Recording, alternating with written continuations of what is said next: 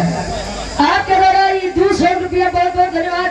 अगर हमको पूरा बता भैया अच्छा काज में उकट गया का अच्छा पूरा ले लिए महेंद्र यादव प्रधान जी अंदेवरी से ये गार्जियन जी के द्वारा 200 रुपया बहुत बहुत धन्यवाद आशीर्वाद के छा रही लल्ले लाइट हाउस और आई ये 10 रुपया भैया बहुत बहुत धन्यवाद। पप्पू भैया हमारे सीआरपीएफ कैंप छीड़ा अमेठी में कार्यरत है और जौनपुर की ऐतिहासिक सरजमी से गार्जियन जी के द्वारा 200 रुपए का सम्मान बहुत बहुत धन्यवाद आशीर्वाद के छा रहे। और आप सम्मानित गार्जियन राजू वर्मा ट्रैक्टर वाले बात ट्रैक्टर वाले बाबू 100 रुपया बहुत बहुत धन्यवाद। और आप मंगरौरा से चलकर आए हैं छोटे लाल वर्मा जी विनोद पाल प्रधान प्रत्याशी को सपोर्ट करने दोस्ती में युवा साथी। अरे वाह छोटे लाल वर्मा भैया बहुत बहुत धन्यवाद। ऐसे कृष्ण सुदामा जी के जोड़ी जैसे बरकरार रहे। संत राम विश्वकर्मा जी भनवस की ऐतिहासिक सरजमी से 200 रुपया बहुत बहुत धन्यवाद। लल्लू वर्मा हमारे घर में क्या साहब अच्छा भैया के द्वारा 100 रुपया बहुत बहुत धन्यवाद। आइए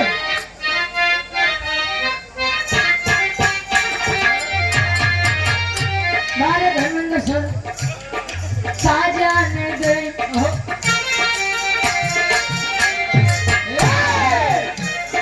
साजा ने गए शहर वाली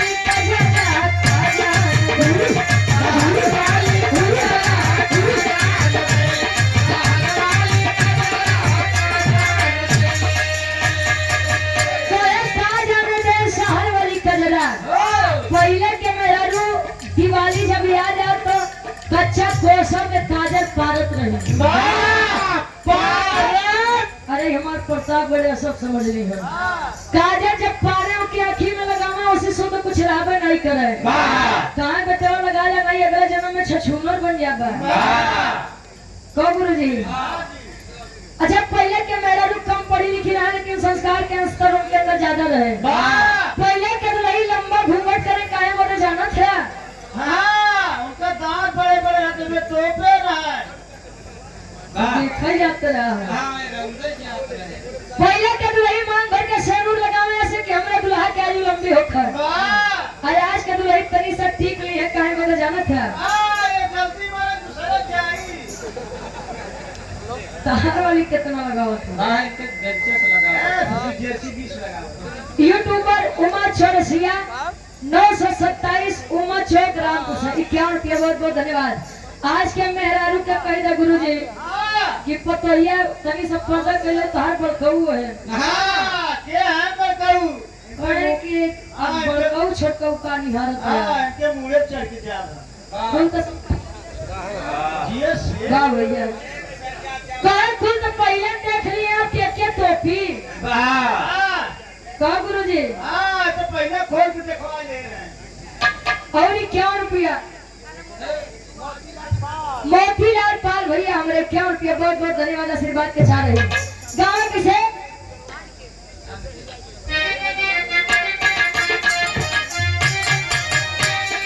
आज के बलमुआ के सेज पशुता आज के बलमुआ के सेज पशुता आज के बलमुआ के सेज पे मुता सुतावे। अच्छा आन के लड़का मतलब अपन आन के बोलो मतलब अपन लड़का बच्चा जब छोटा होता है तो माता उसकी बड़ी केयर करती है देखभाल करती है। जब छोटा तो शिशु पहले दिसता अच्छा अनिल यादव बड़े बाबू पीडब्ल्यूडी कार्यरत प्रतापगढ़ गार्जियन जी के द्वारा 100 रुपया बहुत बहुत धन्यवाद। वैसे बचोले भैया जब कचौड़िया बनने में डाल के खियावत रहा वो कपड़े भैया खियावत रहा का हो नहीं कुल पसीना उसीना नहीं खा कचौड़ी खियाया उनके वाह।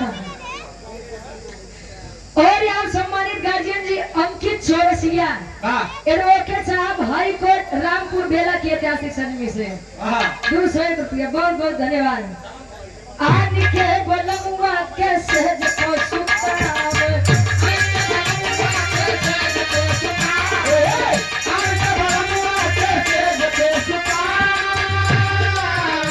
अरे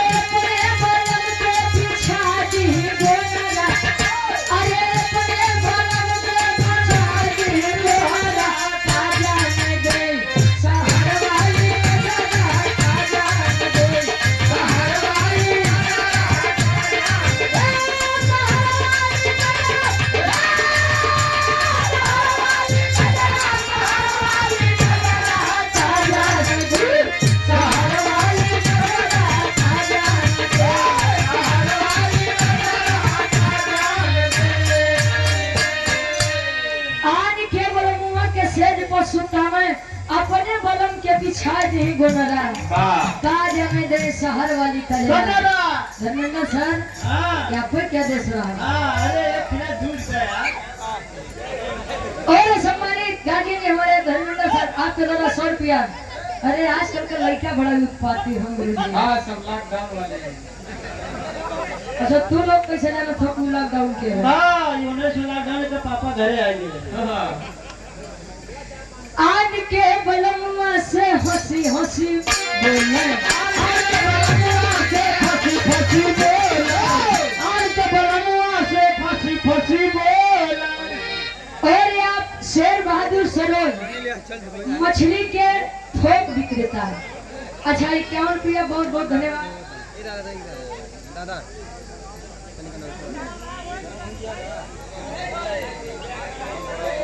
और आप सम्मानित गार्जियन ने हमारे पूजनीय मामा जी आप आनंद यादव जी लेखपाल साहब इसी ग्राम के लेखपाल साहब बीबियापुर और आइन से आपके द्वारा 500 रुपए का सम्मान और सुशील यादव जी एडवोकेट साहब केतकरपुर से आपके द्वारा 300 रुपया बहुत बहुत धन्यवाद आशीर्वाद के छाने और ये लल्ले लाइट हाउस और आइन 500 रुपया। अच्छा 5 रुपया अच्छा ठीक है 500 रुपया बहुत बहुत धन्यवाद आशीर्वाद के छाने। आओ ये हमारा बाबू हरण के आदर बाकी अब विराह हो जाओ। अरे वाह विराह में आनंद आई भैया। हाँ नारा जी बाहर खेला करें त्योहारों खेला करवाई नहीं बाबू को यहाँ की पड़ता बोल के नाम डुबा दिया विराह हो गई ना भैया। अरे वाह बाबू अरे जिया से एक बार के नाम पे जोरदार ताली बजा दी। हाँ एक बात तो हम देखते हैं गुरुजी ए गवैया जब पावे लागत है हाँ तो लग रहा है क्या हमारे गार्जियन जी 100 रुपया फरमाइश बा काहे नहीं अगर हम लोग भाषी हैं। हाँ एक लगा देते हैं 4 लाइन भूमिका के अंदर कवि जी बाहर लिखते हैं कैसे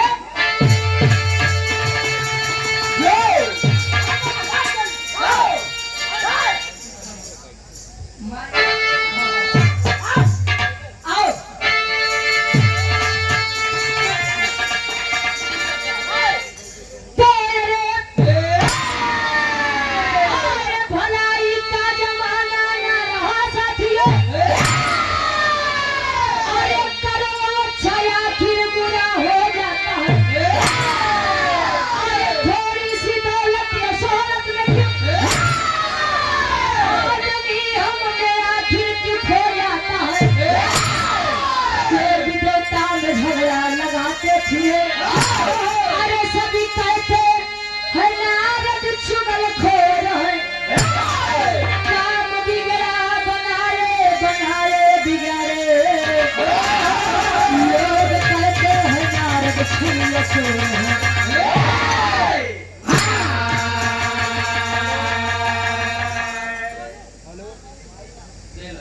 बेला से ये हमारे सोनू भैया के पूजनीय माता जी आपके द्वारा 51 रुपया बहुत बहुत धन्यवाद। कहे जिसकी बात कभी रद्द न हो वही है नारद। पहले के समय में बाबा एक ही नारद रहे आज के समय तो हर घरे भी नारद जन्म ले लेते भैया तार बड़का भैया तुहार एक कहत रहे छोटो के लगे गए के तार बड़का भैया कहत रहे कि एक सारे का हंसिया हिस्सा कुछो नहीं देबे वाह इन दोनों पुरानी झगड़ा कैले हैं दोनों भाई पैसा गुरुजी आज के समय में सब केहू का कोनो न कोनो चीज के ऊपर घमंड बा केहू के अपने बल के ऊपर घमंड बा केहू के अपने ज्ञान के ऊपर घमंड बा केहू के अपने सुंदरता के ऊपर घमंड बा जैसे तोहका मस्टराइन के ऊपर बा और छाया हुआ नाम बड़े भाई हमारे सचिन पाल बीबियापुर से 51 रुपया बहुत बहुत धन्यवाद। घमंड काहे नहीं हो भैया इ नीला ड्रम में डाले वाले जमाना में जेके दुल्हन लायक मिल जाए सजाने उसके तो घमंड होबे करे। बिरहा में बड़ी सुंदर कवि जी गजल के भाव लिखते हैं कैसे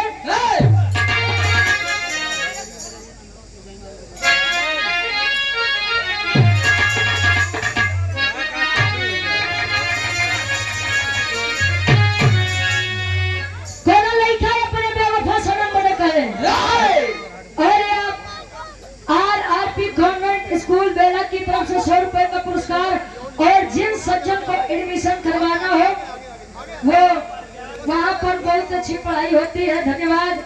और एक चैनल है उत्तर प्रदेश लोकगीत सावित्री देवी जी के नाम से। बहुत बहुत धन्यवाद भैया जी। के भी जरूरत हो RRP कॉन्वेंट स्कूल में लेकर के नाम दाखिला करवाना।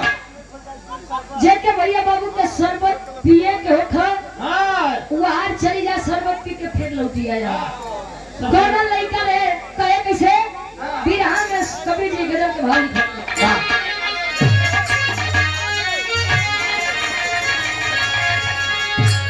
अरे मेरे खून दिल की मेहंदी, मेरे खून दिल की मेहंदी,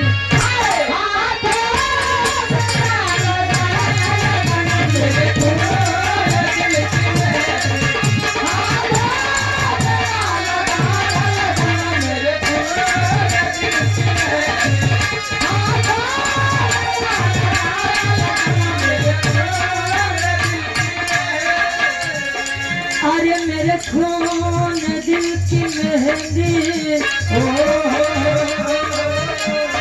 हाथों में ना लगाना, जब निकले मेरा जनाजा, जब निकले मेरा जनाजा, सहनाइयाँ बजाना बजाना, जब निकले मेरा जनाजा, सहनाइयाँ बजाना बजाना, जब निकले मेरा जनाजा,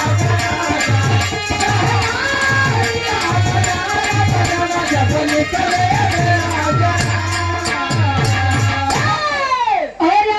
लाइट हाउस और आइन से आपके द्वारा 10 रुपया, बहुत बहुत धन्यवाद भैया। और अंकित चौरसिया एडवोकेट हाई कोर्ट रामपुर बेला से 200 रुपए का सम्मान। और हमारे भाई आज हमारे इसे सूरज यदुवंशी जी, कुल नाम भुला जाए लेकिन एक नाम मत भुलाए भाई। ये हमारे बड़े भाई शिवम यादव उर्फ हनुमान यादव जी। अच्छा पहले के समय में आदमी जो ने दिन को पैदा हुआ आदमी वो दिन पे नाम रख दे। तो मंगलवार के दिन पैदा भरे ने सबके नाम हनुमान पड़ गया। ये हमारे भाई के द्वारा 200 रुपए का सम्मान, बहुत बहुत धन्यवाद। 100 में सबका नमस्ते प्रणाम स्वीकार होकर। डब्लू गुरु जी, ये जीवन यदि मिला है तो जीवन में दुख आना सुख आना एक सिक्के के दो पहलू होते हैं। जरूरी नहीं जो सबको हंसाए, जो हमेशा हंसे वो खुश ही हो। जिंदगी में यदि रात्रि हुई है तो सुबह भी होगा, वैसे यदि जीवन में दुख आया है तो सुख भी आएगा। जीवन मिला है तो जीवन में कर्तव्य क्या है, कवि जी लिखते हैं। अरे लाखों मुसीबत आए, लाखों मुसीबत आए, उसे हाथ में गले लगाना लगाना, लाखों मुसीबत आए, उसे हाथ में गले लगाना लगाना, लाखों मुसीबत आए, उसे हाथ में गले लगाना लगाना, लाखों मुसीबत आए। अरे लाखों मुसीबत आए,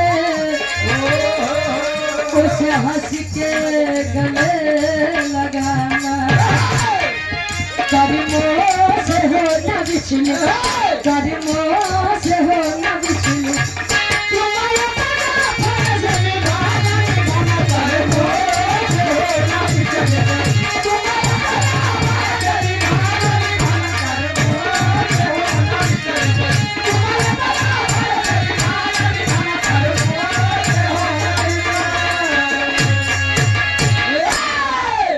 कदमों से हो न बिछली। तुम्हें अपना फर्ज निभाना। माई बाबू बेचारे परेशान ना गेहूं के कटिया में, लड़का लड़की सब बतियाते कि हम कर बिना नहीं जी पाओ, अगर तू नहीं मिला तो जान ले हम मर जाबे। माई बाबू गेहूं कटे चले, पता लगे कि लड़के हाथ फांसी के फंदा झूलत बाहर ये जमाना। नारद जी पलक झपकते हाथ पहुंच जाए, पलक झपकते बाहर पहुंच जाए। ए भैया नारद जी पहुंचे गिरजा माई के लगे, अरे माई गिरजा जी लगे पहुंचे, कहीं माई ए माई कहीं बोला बेटवा नारद, कहे मान लो भगवान भोलेनाथ तो और घरदानी रहबो भय जब से उनके साथे तोहार बियाह होई गवा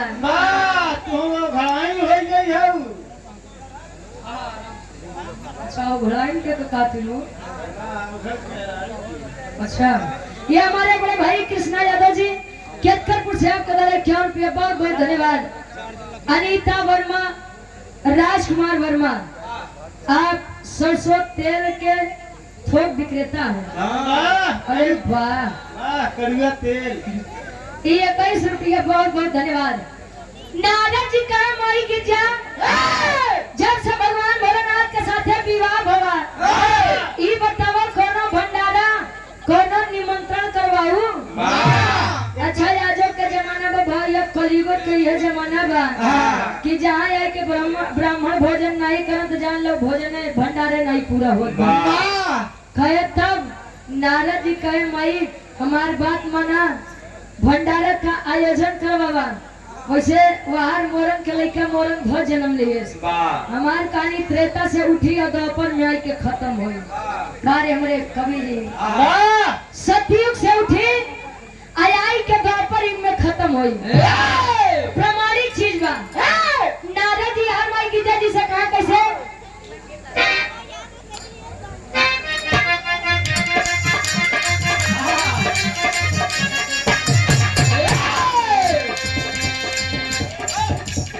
विचार करेंगे नारद जी बेड़ा तेरस पहुंचा टाइम की जा माई के लगे अतले माई की जल्दी से बात कर कैसे पलक झपक के नारद जी पहुंच जाते हैं अगर भी दो हो तो मेल भी कराते हैं।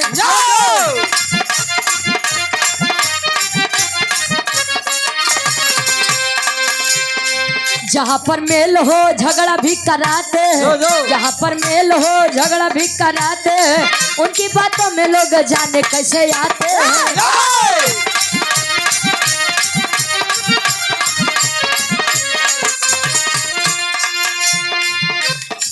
मानो तो मानो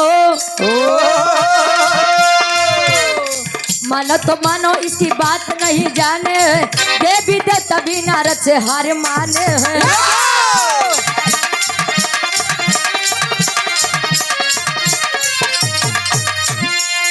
और हमारे धर्मेंद्र सर आपके द्वारा 100 रुपया बहुत बहुत धन्यवाद आपका। हाँ बिल्कुल बिल्कुल। ए भैया माई गिरजा जी से नारद जी कहे कि एक भव्य भंडारा कराइए और भंडारा में 1 करोड़ ब्राह्मण के निमंत्रण भेजवावा। जब 1 करोड़ ब्राह्मण के निमंत्रण भेजे बदे गिरजा जी से भगवान नारद जी कहे देवर श्री नारद जी जब नारद जी इतनी बतिया कहे माई गिरजा जी लगन टुकुर टुकुर देख कहे नारद बेटा नारद लागत बा बेटवा फिर फंसाऊ बतू नहीं माई फसाऊ ना।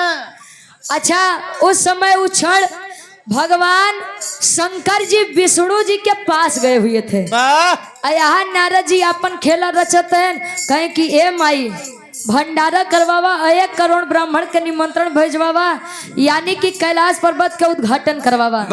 लेकिन हमारी एक बात याद रहे कौन बात एक लाइन गीत लगत बा कोनो दुल्ही अपने सैया जी से फरमाइश करे।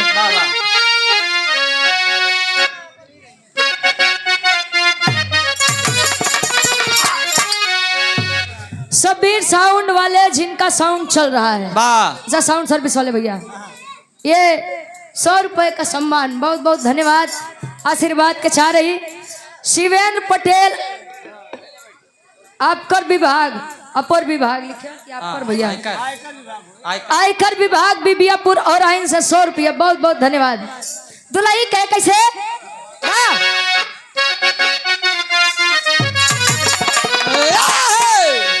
अरे बाली और झुमका भुलाई जा राजा हो मेरे छोरसिया बाबू की उम्र वाली वाह अरे बाबू और झुमका भुलाई जा नथुनी पगड़ी चले तब बनवाएगा बाली और झुमका भुलाई जा नथुनी पगड़ी चले तब बनवाएगा बाली और झुमका भुलाई जा नथुनी पगड़ी चले तब बनवाएगा कहे बाली और झुमका चले टप बनवाई दे। ई त दुल्ही क्या देश रहे, लेकिन नारद जी कहे का कहे,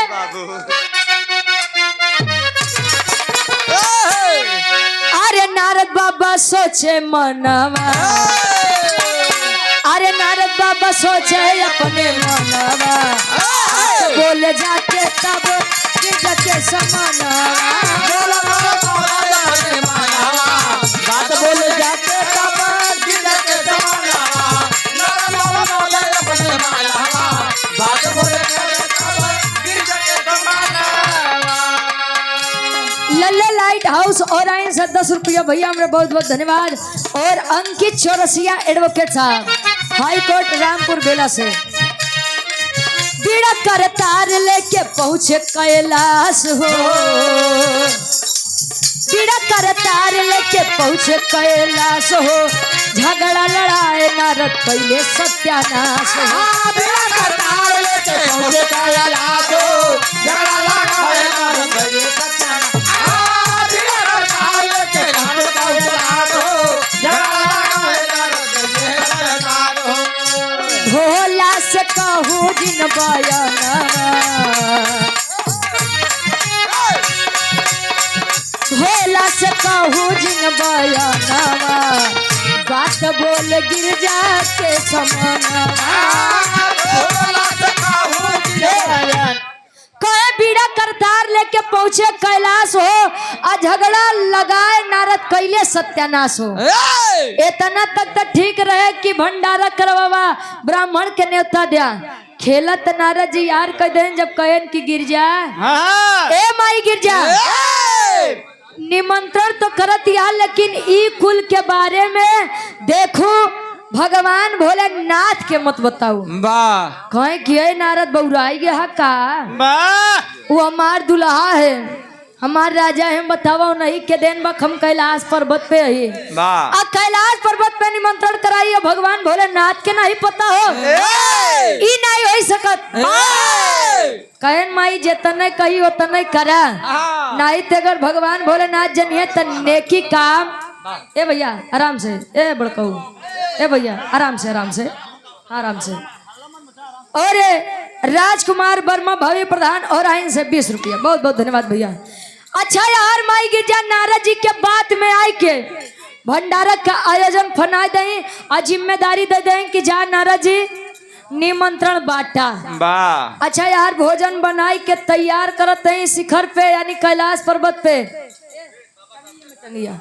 कहे कि भोजन बनाई के तैयार है यार, भगवान भोलेनाथ विष्णु जी के लगे क्षीर सागर में, और देवर श्री नारद भुलाई गए कि हमका 1 करोड़ ब्राह्मण के न्योता बांटे के बाद, अब फिर से नारद जी नारायण नारायण नारायण नारायण करत करत करत करत पहुंचे तो कहा कैलाश पर्वत माई गिरजा जी के लगे। कैसे एक लाइन गीत लगत बा, अब दुखी राम दादा गाँव में। और आप अंकित चौरसिया एडवोकेट हाई कोर्ट रामपुर बेला से 100 रुपया, बहुत बहुत धन्यवाद। कौन लड़का कौन लड़की से कहे, वाह रे गुरुजी वाह।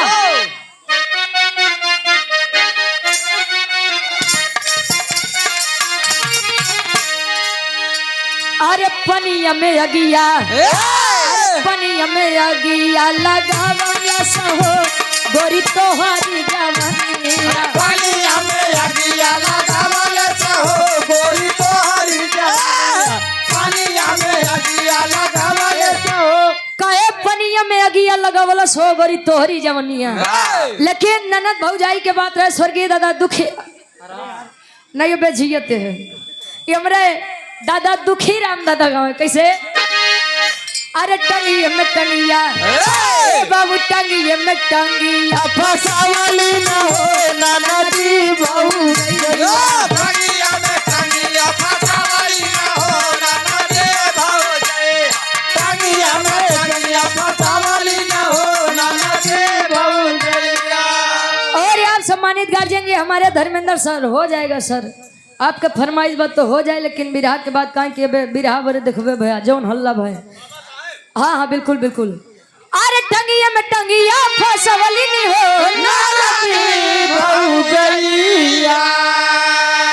तो कहे ऊपर ऐसे डाल के हिलावली न हो ननदी भौजी ऊपर से डाल के हिलावली न हो ननदी भौजी अरे ऊपर से डाल के हिलावली न हो ननदी भौजी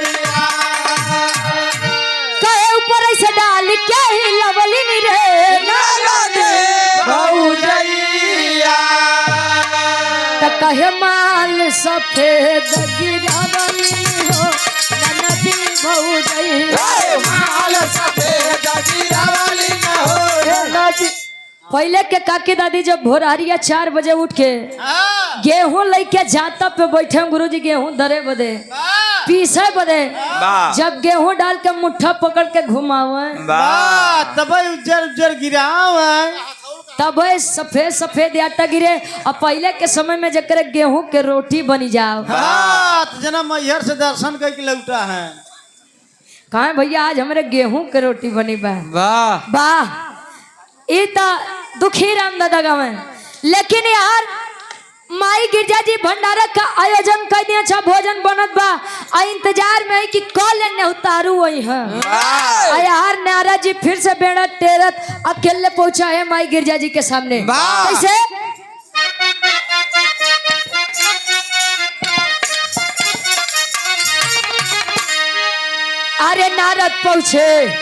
अरे नारद पहुँचे गिरजा के समानवा हो नहीं आइले बाभना नारद पहुँचे गिरजा के समानवा हो नहीं आइले बाभनवा नारद पहुँचे गिरजा के समानवा हो नहीं आइले बाभनवा गिरजा माई पूछे ने बताहरू के हाल हो गिरजा माई पूछे ने बताहरू के हाल हो गिरजा माई पूछे ने बताहरू के हाल हो छोड़ पसीना नारद भइले बेहाल हो छोड़े पसीना नारद भइले बेहाल हो छोड़े पसीना नारद भइले बेहाल हो अरे जल्दी जल्दी जल्दी जल्दी कइले पयानवा हो नहीं आइले बाभना जल्दी जल्दी कइले पयानवा हो नहीं आइले जल्दी जल्दी कइले पयानवा हो नहीं आइले बाभना नारद जी जब पहुँचे तब माई गिरजा जी कहीं बा बेटा नारद एकदम टाइम और समय के पक्का है तू न्योतारू अब दूर दूर तक नहीं दिखाते हैं तू ये बहिने चली आया नारद जी कहन कवन न्योतारू कहे बेटो भुलाई गया तू ही कह रहा कि कैलाश पर्वत का उद्घाटन करवावा भंडारा करवावा 1 करोड़ ब्राह्मण के न्योता भेजवावा कहाँ बटन तोहर कुल न्योतारू अब नारद जी एकदम पसीना पसीना पसनिया ये नारद अरे बाप रे बाप अबे तेन का हम कह दिए रे 1 करोड़ ब्राह्मण यही हैं अब 1 करोड़ का हम तो 1 ब्राह्मण के न्योता नहीं दिए।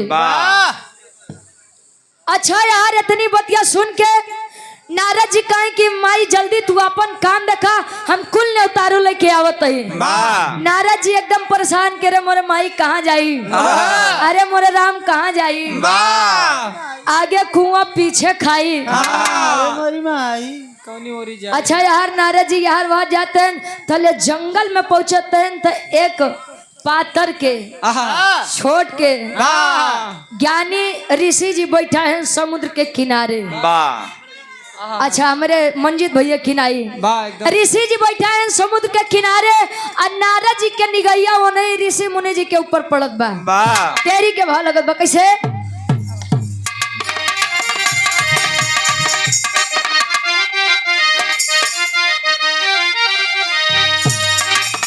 अरे भेटाई गईले अरे मुनिवर ज्ञान ए बाबू भेटाई गईले मुनिवर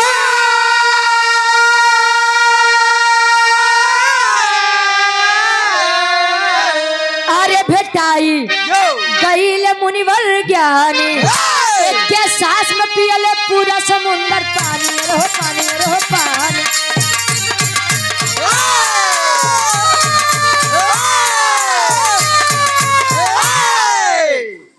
सावित्री देवी जी के नाम से चैनल है लोकगीत उत्तर प्रदेश लोकगीत सावित्री देवी। हमारे चैनल को आप लोग लाइक शेयर और सब्सक्राइब करें। धन्यवाद।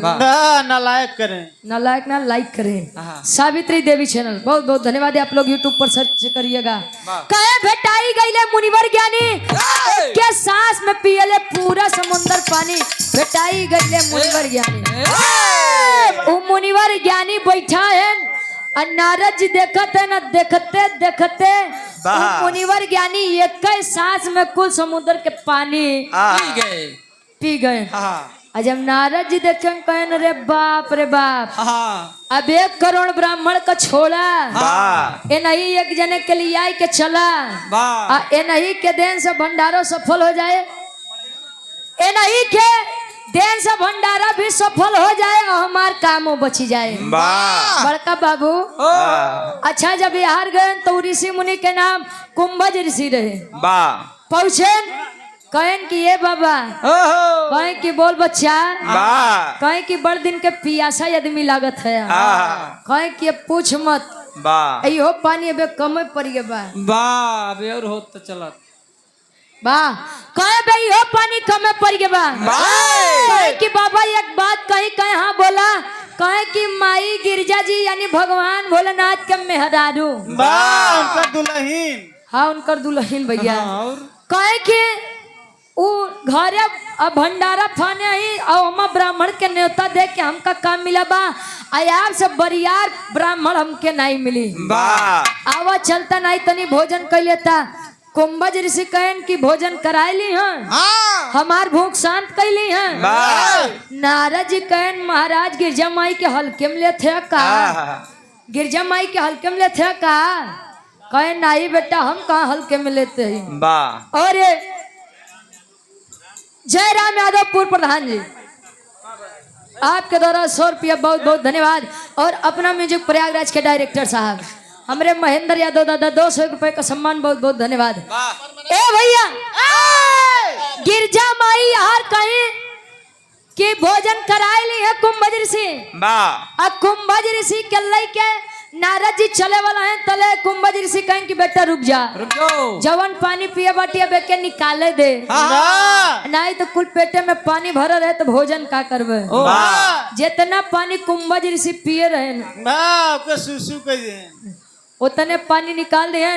और लोग बताओ थे कि एक वहीं से एक समुद्र के ना हो पानी समुद्र के निर्माण बहुत तब से लोग बता लगन कि समुद्र के पानी खारा होइला बारे वेद। और आप रुद्रा इलेक्ट्रिशियंस नारंगपुर आपके द्वारा 200 रुपए का सम्मान बहुत बहुत धन्यवाद। लोग बताने लगे कि तब से समुद्र का पानी खारा होने लगा। अच्छा यहाँ पेट खाली कई के पहुंचा तन कुंभज ऋषि कहा माई गिरजा जी के सामने। जब गिरजा जी के सामने पहुंचा तन तले होत का बिरहा के आखिरी तरज लगत बा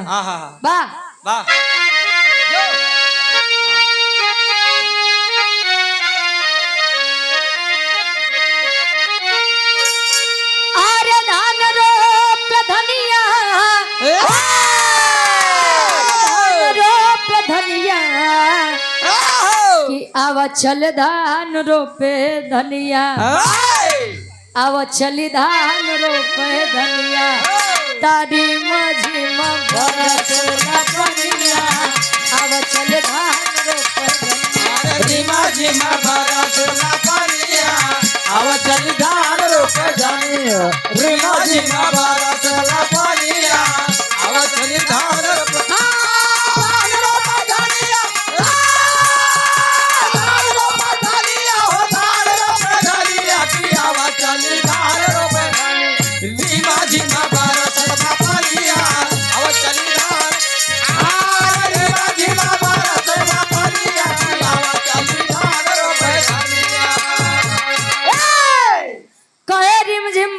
पनिया चले धान रोपी धनिया।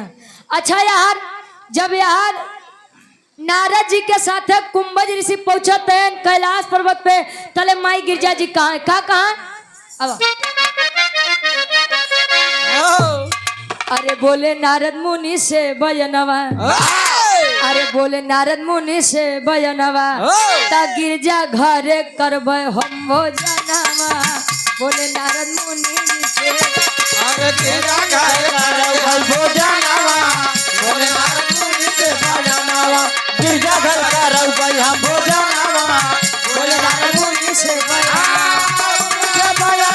हो मुनि के भजनवा बोले नारद मुनि के भजनवा गिरजा घर करऊ हम भोजनवा बोले नारद मुनि के भजनवा गिरजा घर करऊ हम भोजनवा बोले नारद मुनि के भजनवा। और आप उमा शंकर यादव जी धरौली आजपुर देवसरा से। अच्छा, सुबीको फर्टिलाइजर कंपनी से आपके द्वारा 100 रुपया बहुत बहुत धन्यवाद आशीर्वाद के चाह रही। यार माई गिरजा जी एक ब्राह्मण का देख के खिसियाई गई नारद जी के ऊपर। तो ये नारद पागल हो गए हो, दिमाग खराब है तुम्हारा।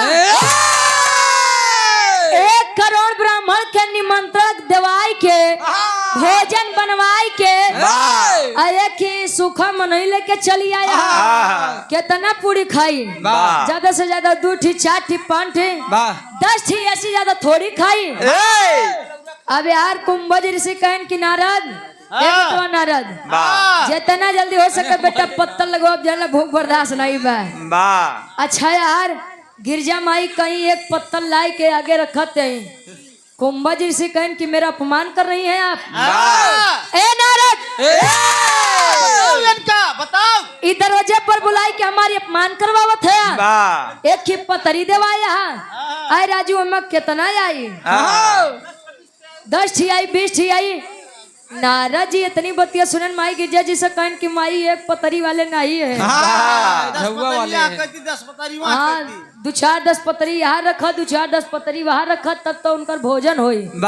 अच्छा यार पत्तल लगावत है माई गिरजा जी कहें कि जितना जल्दी हो सके भोजन रखा है। बर्दाश्त नहीं हो रहा है, बर्दाश्त नहीं होत बा।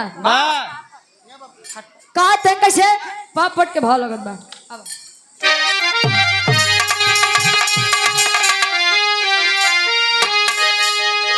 अरे कुंभज ऋषि करे व्याकुल बा। अरे कुंभज ऋषि करे जब अब भोजन मनवा व्याकुल बा। गिरजा माई सोचते ही गिरजा माई सोचते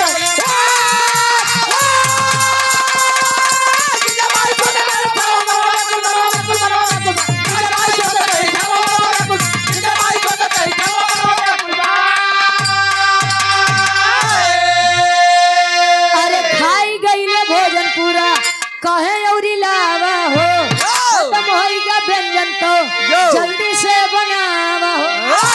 अरे तड़पत बा भूखिया से अब परनवा मनवा व्याकुल बा। त गिरे जमाई सोचे सही छनवा मनवा व्याकुल बा। और रुद्रा इलेक्ट्रिक नहीं हो रुद्रा इलेक्ट्रीशियन नारंगपुर आपके द्वारा 200 रुपए का सम्मान। वायर सामग्री के थोक विक्रेता है भाई के द्वारा 200 रुपया बहुत बहुत धन्यवाद। अच्छा यार 1 पतरी 2 पतरी 3 पतरी 4 5 6 7 8 9 10 माई गिरजा लावा कुंभज ऋषि खाए जा लावा कुंभज ऋषि खा जा। अब तो गुरुजी पतरी पे काम नहीं चलत बा। अब तो भगोला भगोला आवत बा। सब्जी आवत तो पूरी खत्म, पूरी आवत तो सब्जी खत्म। माई गिरजा जौन जल्दी जल्दी भागे हम माई गिरजा एकदम लटक गए। अरे नारद लूस मोशन पकड़ ले कौने कली आए के चली आया बेटवा आफत मचा माई अब खिया हुआ कहे कि बड़ा त्योहार रहू कि 1 करोड़ ब्राह्मण कहाँ पहले 1 ठोर खियाओ बाद में 1 करोड़ का पूछो। पता नहीं कोने मनई कली आई मनई है सार की शैतान पता नहीं कितना खाई बेटवा जितना बनवाए रहे कुल तो खत्म हो गया। लागत भाई और बनावे के पड़े। आया हार कुंभज ऋषि कहन कि नारद जान ल रुके के नहीं चाहिए, मशीन बंद नहीं होए के चाहिए। पंजाब में थ्रेसर हवा डाबा अगर भोजन खत्म हो गया हो तो कह दीजिए कि बनाए, अबे हमार भूख शांत नहीं बाबा। माई गिरजा जी कहीं बतवा अब हमारे हिम्मत नहीं बचा। काहे माई अरे तना खाते ए भैया अच्छा यार माई गिरजा जी लगे आस चुआवे भगवान शंकर जी है नहीं नारद जी मने मन बड़ा खुश हुए आवा आवा बड़ा गर्मात रहो हमरे ऊपर ए माई अब गरमा अब माई गिरजा जी का कहाँ बैठो अब जितना जल्दी हो सके जितना जल्दी हो सके भगवान भोलेनाथ का बोलावा नहीं तो इज्जत बेइज्जत कुल एक न छोड़ी और आप सम्मानित गार्जियन जी राजेश राजेश गंजेड़ी मेडिकल स्टोर नारंगपुर से 21 रुपया बहुत बहुत धन्यवाद। ए भैया यार भगवान भोलेनाथ क्षीर सागर में विष्णु जी के लगे बैठा है और नारद जी माई गिरजा जी पहुंचत नहीं कहते हैं अपन बात रखते हैं कहते हैं आल्हा के भाव में कवि जी प्रमाण लिखते हैं।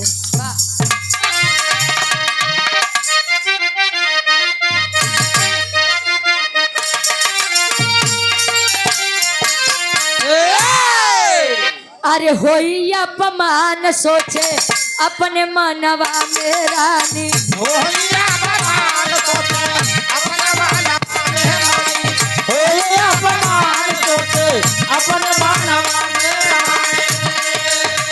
याद करे भोले जी के सुना मनवा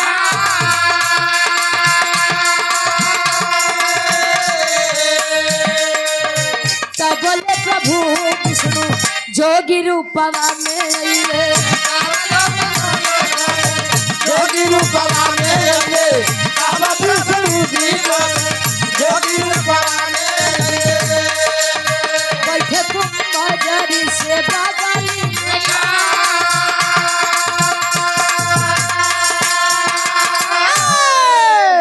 भगवान विष्णु जी के पास बातें गई कि है महाराज माई गिरजा जी कैलाश पर्वत के उद्घाटन करी भंडारा फानी 1 करोड़ ब्राह्मण के न्योता कहे नहीं दे बदे बल्कि 1 करोड़ के बदले हम एक ऋषि कुंभज ऋषि के लिए आए के चली आए और वो नहीं के भोजन नहीं कराए पाते और नाथ जितना जल्दी हो सके चला नहीं तो माई गिरजा जी के इज्जत जान ला इज्जत नहीं बची। भगवान भोलेनाथ कहे कि बिना मन से धू के पूछे काम करी है नाश तो हो ही करी बतारे के ऊपर हो गई आज अब अपन काम फाने हाथ जाए अपन कर नारद जी एकदम अखिया में आंसू भर ले कहे ने महाराज चल के माई गिरजा जी के इज्जतिया बचा लेता तो बाद में बिगड़िया इज्जतिया कुंभज ऋषि ले ले उनका उतार दोनों प्राणी के अंदर के बात रहो के बाद में समझ लिया पहले इज्जत बचावा।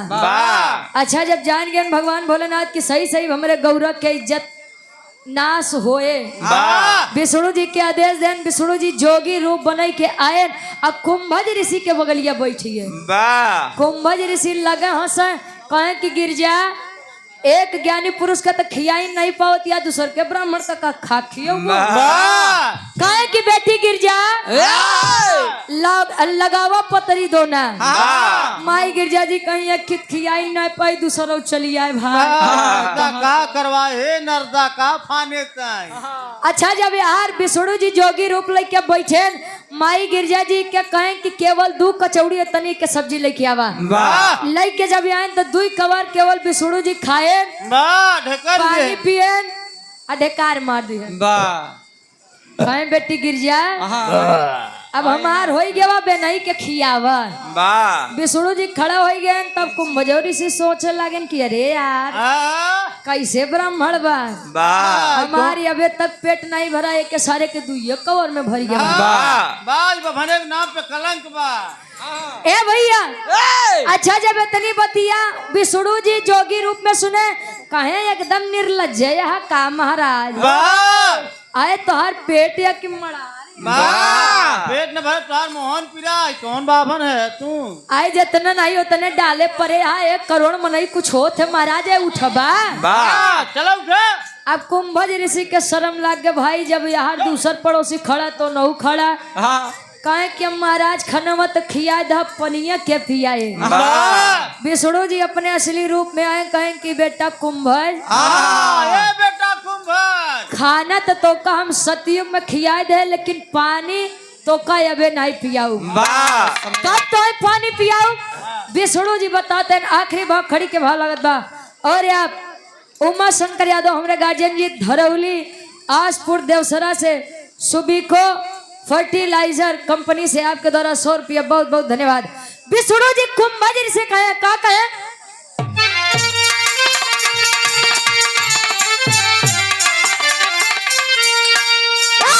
अरे बोले प्रभु विष्णु जी से अरे बोले प्रभु विष्णु अरे पूरा उपयसिया द्वापर युगवा में तोहके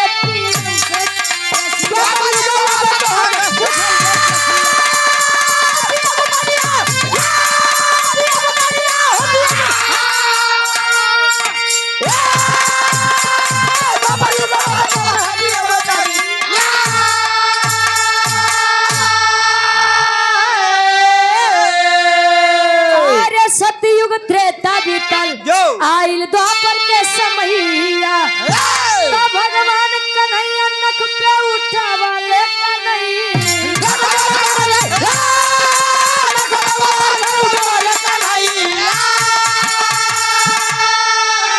अरे इंद्रदेव कैले वर्षा अरे इंद्रदेव कैले वर्षा नली हले ससिया अरे इंद्रदेव कैले वर्षा नली हले ससिया द्वापर युगवा न तोहरो बुझौबे प्यासी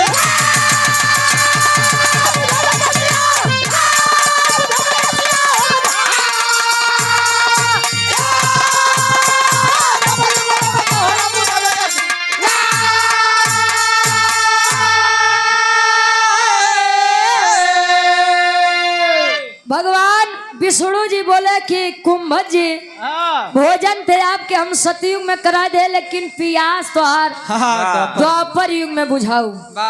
सतयुग बीता त्रेता बीता द्वापर में जब भगवान कन्हैया अपन माया ई द्वापर में मृत्यु लोक में दिखाए थे आप लोग जानत हो बा इंद्रदेव के पूजा के बजाय भगवान कन्हैया गोवर्धन पूजा के आयोजन करवाएं तो इंद्रदेव गुस्सियाई के लगे मूसलाधार बारिश करे इतना बरसें गुरुजी इतना बरसें पूरा गांव डूबे लगा पूरा गांव डूबे लगा। तब यार गोवर्धन पहाड़ जब उठाए न अपने कानी अंगुरी पे अपने नक पे तिरछा भवा जब गोवर्धन पर्वत तब यार आदेश दिए कुंभज ऋषि के बेटा कुंभज खाना तो तुम्हें सतयुग में खिया लेकिन पियास अब तू द्वापर युग में अपन लगा ले बेटा अंजूरी पी ले खूब। आज इतना पियास रही कुल पियास अंजूरी लगाए न गुरु जी कुंभज ऋषि कुल पी ले गए 1 घंटा में कुल के कुल पानी सोख गए कुंभज ऋषि। ये बड़े कहा जाता गुरु जी वेद में भेद नहीं वेद है विद्वानों में भेद उठाए के देखबा तो बड़ा बड़ा छेद है। कुंभज ऋषि खाना खाए सतयुग में पियास बुझी द्वापर युग में बारे भगवान कन्हैया के लीला उनकर लीला ये परम्पार रहे। आखिरी में खानदान के परिचय बा गुरु बिहारी गुरु गणेश गुरु रामलाल गुरुकारी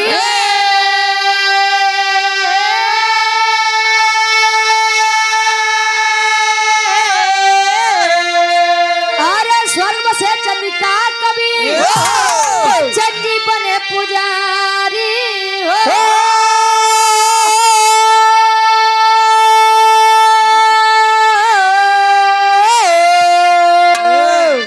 बेटाई गईल मुनिवर ज्ञानी